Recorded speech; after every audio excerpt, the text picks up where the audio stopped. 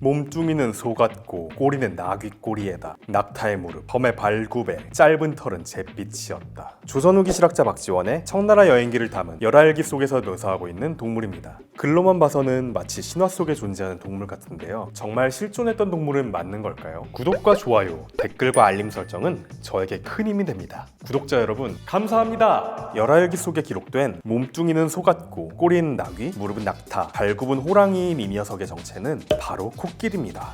열하일기가 쓰여진 당시 조선에는 코끼리가 단 한 마리도 없었습니다. 코끼리를 처음 본 박지원이 기존의 동물들로 비유해 글로 표현하려니 마치 신화 속 동물처럼 묘사가 된 것입니다. 당시 조선 사람들도 직접 보지 않은 코끼리를 표현하기에는 한계가 있었습니다. 이 사진은 성균관대 박물관에 전시되어 있는 조선시대 백자인데요. 코끼리를 표현하고자 했지만 돼지나 두더지에 가까워 보입니다. 그런데 사실 코끼리는 열하일기가 기록되기 훨씬 이전인 조선 초기에도 조선 땅에 존재했습니다. 때는 바야흐로 세종 11년 2월 22일 조선왕조실록을 살펴보면 일본 국왕 원이지가 사자를 보내어 코끼리를 바쳤으니 코끼리는 우리나라에 일찍이 없었던 것이다. 명령을 내려 이것을 사복시에서 기르게 하니 날마다 콩 4-5두씩을 소비하였다.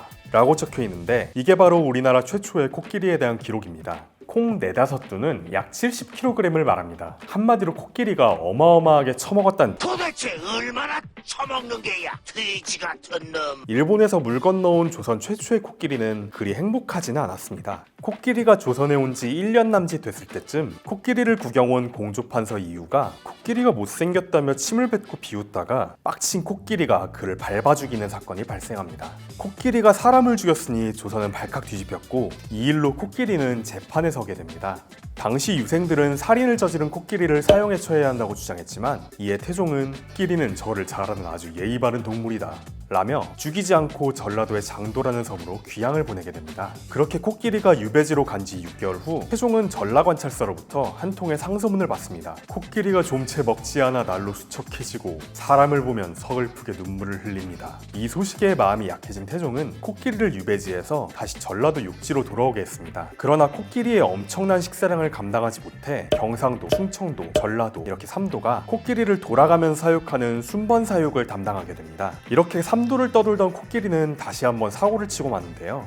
1421년 세종 3년 충남 공주에서 코끼리를 돌보던 사육사를 발로 차 죽게 만든 것입니다. 이에 충청도 관찰사는 코끼리를 다시 유배 보내야 한다는 상소를 세종에게 올렸고 이를 들은 세종은 물과 풀이 좋은 곳으로 코끼리를 두고 제발 병들어 죽게 하지 말라며 당부했습니다. 나는 나의 훌륭한 백성들을 굽어 살피는 깨우친 임금 세종이요. 역시 갓종대왕. 다시 섬으로 귀향을 가게 된 불쌍한 조선 코끼리에 대한 기록은 이 이후로 남아있지는 않습니다. 코끼리 말고도 유배를 당한 동물이 또 있습니다. 바로 공작새인데요. 선조 22년 일본의 사신이 공작새 한 쌍을 선물했는데 이게 아무리 봐도 쓸모가 없는 겁니다. 그렇다고 외교적 결례를 무릅쓰고 다시 돌려보낼 수도 없었기에 이 공작새를 어떻게 처리하면 좋을까 골머리를 앓던 조정 대신들은 결국 일본의 사신들이 조선을 떠나면 몰래 공작새를 제주도로 유배 보낼 생각을 합니다. 하지만 제주까지 공작새를 수송하기는 어렵다고 판단되었고 차선책으로 고흥의 외딴 섬에 공작새를 유배 보냈다고 합니다. 그냥 좀 키우지. 한반도 역사 속에 기록된 특이한 동물이 또 있는데요. 가려고 할 때는 반드시 목을 움츠렸다가 드는데 그 모습이 마치 날아가려는 백로와 같다. 걸음걸이는 학처럼 발을 떼며 거위와 같은 소리를 지른다. 이번에는 무슨 동물인지 감이 오시나요? 바로 낙타입니다. 우리 역사 속의 낙타에 대한 기록은 삼국시대 때부터 찾아볼 수 있습니다. 당나라는 고구려가 망하자 전리품을 챙겼는데 그 목록에 낙타 60마리가 포함되어 있었다는 기록이 남아있습니다. 그렇다면 고구려는 어떻게 낙타를 가지고 있었던 걸까요? 현재 몽골공화국 동부지역인 할흐곰솜에서 고구려 석성 유적이 발견됐는데 이는 고구려가 몽골까지 세력을 확장했다는 증거로 볼 수도 있습니다. 그러니까 당시 고구려는 사막까지 영토를 넓혔고 그곳에 있던 낙타를 쉽게 구할 수 있었던 거죠. 이런 낙타에 대해 누구보다 크게 관심을 보인 조선의 왕도 있었는데요. 바로 드라마 동의로 잘 알려진 숙종입니다. 당시 청나라 사신이 조선에 올 때 낙타를 몰고 왔는데 그중 한 마리가 갑자기 병이 나 먼 길을 돌아갈 수 없게 돼 조선에 그냥 두고 간 것입니다. 이후 궁궐로비가 이 낙타를 사서 도성에 데려왔는데 이 소식은 숙종의 귀에도 들어갔고 호기심 많았던 숙종은 저녁에 몰래 낙타를 대궐로 끌고 들어오라고 명하죠. 그런데 이게 그만 도승지에게 걸리고 맙니다. 숙종을 모시던 도승지는 이상한 짐승을 궁에서 길러 길러서는 안 된다며 반대했고 대궐 수문장은 이 일을 보고하지 않았다는 이유로 파직당할 처지에 놓였습니다. 이에 숙종은 수문장은 낙타를 못 들어오게 막았는데 나 때문에 들여보낸 것이다 라며 수문장의 파면을 막고 낙타를 내보냈습니다. 사실 숙종의 동물 사랑은 아주 유명합니다. 특히 고양이에 대한 사랑이 아주 잘 알려져 있는데요. 궁궐을 산책하던 숙종은 굶주려 죽어가는 고양이 한 마리를 발견하게 됩니다. 숙종은 금색 털이 난 그 고양이를 데려와 금덕이라는 이름을 지어주고 돌보게 되는데요. 하지만 얼마 지나지 않아 금덕이는 새끼를 낳고 죽게 됩니다. 숙종은 이에 슬퍼하며 매사묘라는 추모시를 지어주었고 금덕이의 장례도 성대하게 치러졌다고 하네요.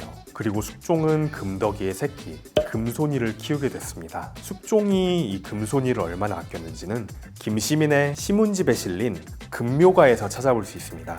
궁중에 황금색 고양이가 있었으니 임금께서 사랑하여 이름을 내려주셨네. 금묘야 하고 부르면 곧 달려왔다네. 금묘만 가까이서 임금을 모시고 밥을 먹었네. 차가운 밤에는 몸을 말고 용상 곁에서 잠들었네. 실제로 숙종은 금손이를 안고 정무를 받으며 잘 때도 금손이를 곁에 두고 잤다고 합니다. 심지어 금손이와 겸상까지 하며 수라상의 고기를 나눠주었다고도 하네요. 그런데 이 고양이 역시 숙종을 너무 사랑했던 모양입니다. 1702년 숙종이 승하하자 금손이의 행동은 확 달라집니다. 이 역시 김시민의 시문집에 자세히 적혀 있는데요. 고양이가 궁궐 분위기가 이전과는 다른 것을 알고 문에 들어서자마자 슬퍼하며 위축됐네. 밥에 이미 마음이 없거늘 고기인들 먹으랴. 금묘가 달려가 빈소를 바라보고 통곡했네. 통곡 소리 너무 서글퍼 차마 들을 수 없으니 보는 사람마다 눈물 절로 떨구었네. 이렇게 20일간 힘없이 곡만 하던 고양이는 숙종을 따라 죽었고 이를 본 인원왕후가 금손이를 비단보에 싸서 숙종의 무덤인 명릉 옆에 묻어주었다고 합니다. 냉혹한 군주였던 숙종도 고양이에게는 잊을 수 없는 집사였나 봅니다. 또 다른 동물의 호가로 알려진 왕이 있는데요. 바로 세종과 버금가는 성군이라 알려진 성종입니다. 1477년 당시 성종은 일본에 선물로 보낸 원숭이를 기르고 있었는데 이 원숭이가 추위를 타자 원숭이에게 흙집을 지어주고 사슴가죽 옷을 지어 입혀줍니다. 이 소식을 들은 신하들은 그 옷 한 벌이면 백성 하나를 대신 살릴 수 있다며 앞다투어 비판했고 이에 성종은 답했습니다. 내가 동물을 좋아하는 건 아니다. 외국에서 바친 것을 얼어 죽게 하지 않으려고 한 것뿐이다. 비겁한 변명입니다.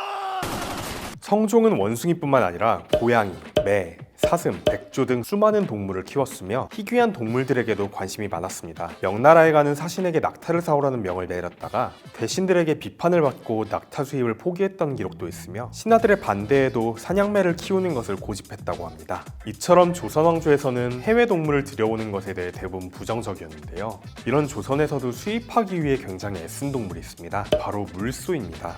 세종 14년 조선왕조실록에 따르면 물소는 힘도 세고 밭을 가는데도 사용할 수 있다 하니 짐이 중국 황제에게 청하여 우리나라로 들여오고자 한다 라는 기록이 있습니다. 사실 세종에게는 다른 꿍꿍이가 있었는데요. 당시 우리 민족에게 가장 중요한 무기였던 각궁을 만들 속셈이었습니다. 각궁이란 동물 뿔로 만든 활인데 가장 유용한 재료가 되는 것이 바로 물소의 뿔이었습니다. 삼국시대까지만 하더라도 한우의 쇠뿔을 이용한 향각궁을 주로 만들었는데 일반적인 한우 뿔은 짧아서 각궁을 만들기에는 가성비가 좋지 않았고 비교적 성능도 떨어졌습니다. 그래서 좋은 각궁을 만들기 위해서는 중국에서 물소뿔을 수입하는 수밖에 없었는데 중국도 우리에게 물소뿔이 군사적으로 중요한 물품임을 알았기에 이를 거래하는 것은 쉽지 않았습니다. 그래서 마치 농사를 짓는 데 필요한 것처럼 꾸며 요청을 한 거죠. 세종의 수입 요청을 전해들은 중국은 아주 강력한 흥정을 합니다. 소 1만 마리를 주면 물소를 주도록 하지. 지랄하고 자빠졌네. 당시 농경사회였던 조선에서 소는 아주 귀한 재산이었던지라 결국 세종의 물소 수입 작전은 실패하고 맙니다. 그 뒤 1461년 세조 때 드디어 물소 수입을 성공하는데 평소 조선과 친근했던 일본 호족이 암수물소 한 쌍을 바친 거죠. 정말 어렵게 모시게 된 이 물소 부부는 아주 극진한 대우를 받았으며 번식에도 성공하게 됩니다. 이런 노력 덕에 결국 성종 때에 이르러서는 조선에서 기르는 물소의 수가 70마리까지 늘어나게 됩니다. 그러나 그 수가 늘었다고는 하나 각궁의 재료로 활용하기에는 물소의 수가 턱없이 부족했습니다. 그래서 조선은 중국 몰래 물소불의 밀수를 시도하다가 적발되었다고도 하네요. 하지만 이런 물소에 대한 조선의 집착도 임진왜란을 겪으며 조총이라는 새로운 무기를 접한 이후로는 점차 사그러들었다고 합니다. 지금까지 우리나라 역사 속에 등장하는 동물들에 대해 살펴봤는데요. 애니팩트는 항상 여러분의 제보를 기다립니다. 궁금하신 동물들이나 동물들의 특징이 있으시면 언제나 댓글로 알려주세요. 다음번에는 더 재미있는 동물 이야기로 찾아오겠습니다. 감사합니다.